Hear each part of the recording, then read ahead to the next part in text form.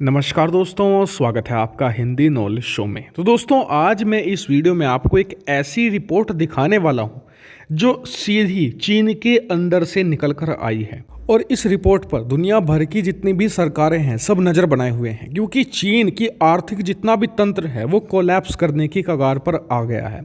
और ये पूरी दुनिया के लिए चिंताजनक खबर है, एक्सेप्ट इंडिया। जी हाँ, भारत के लिए क्यों नहीं है वो भी मैं आपको बताऊंगा, बल्कि उल्टा भारत के लिए तो एक बड़ा मौका है।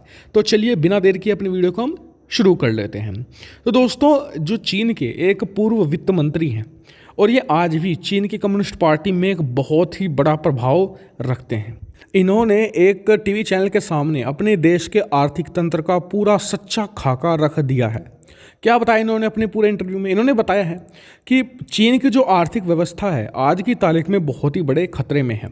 उसका कारण इन्होंने बताया है चीन का राजकोषीय घाटा जो हद से ज़्यादा बढ़ता जा रहा है और आने वाले 5 सालों के अंदर ये बिल्कुल भी कम नहीं होने वाला है, बल्कि उल्टा बहुत तेज़ी से बढ़ने वाला है। यानी कि चीन अपनी कमाई से कई गुना ज़्यादा लगातार तेज़ी से खर्च कर रहा है, जिससे कि चीन की अर्थव्यवस्था बहुत ही ज़्यादा दबाव में है। अब आप कहेंगे कि इससे क्या फ़र्क पड़ने वाला है? तो फ़र्क पड़ेगा। जब दुनिया भर के इन्वेस्टर होते हैं, दुनिया भर की कंपनियां होती हैं, वो उसी देश में अपने निवेश को करती हैं जहां का राजकोषीय घाटा कम हो, जहां पर जो फॉरेक्स रिजर्व है वो भारी मात्रा में पाया जाता हो। चीन का जो फॉरेक्स रिजर्व है बहुत तेज़ी से कम हो रहा है, क्योंकि चीन जो राजकोषीय घाटा है, मतलब कि जब आप ज़रूरत से ज़्यादा खर्च करता है तो उसके लिए वो लेता है लोन, और उसका जो इंटरेस्ट है वो चुकाना उसे पड़ता है, जो उसके टोटल बजट का बहुत ही बड़ा प्रतिशत जाता है, जिस वजह से उसका जो राजकोषीय घाटा है टोटल वो भी बढ़ रहा है।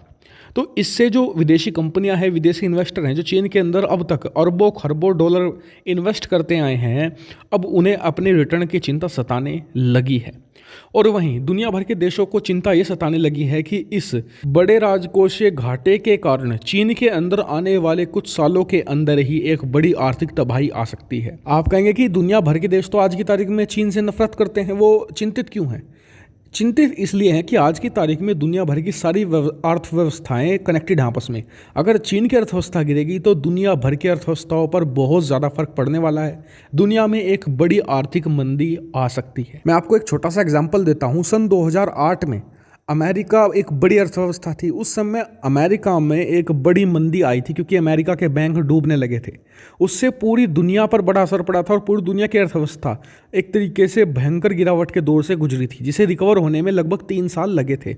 और वहीं हम बात करें, चीन अगर कोलैप्स होता है तो ये और भी बड़ा डैमेज होगा, क्योंकि चीन आज दुनिया की ग्लोबल फैक्ट्री के तौर पर जाना जाता है। ग्लोबल जो सप्लाई चेन है उस पर प्रभाव पड़ना निश्चित है।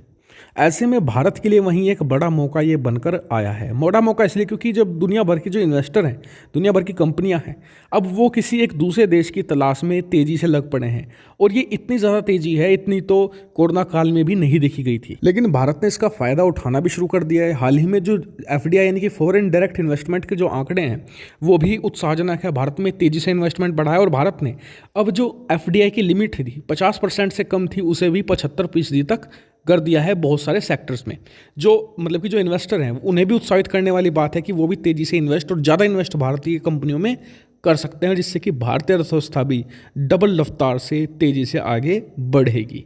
तो इस पूरी रिपोर्ट पर आपका क्या व्यू पॉइंट है, कमेंट करके जरूर बताएगा। साथ ही वीडियो को शेयर कीजिएगा और चैनल को सब्सक्राइब करना आप बिल्कुल मत भूलिएगा। Thank you for watching video.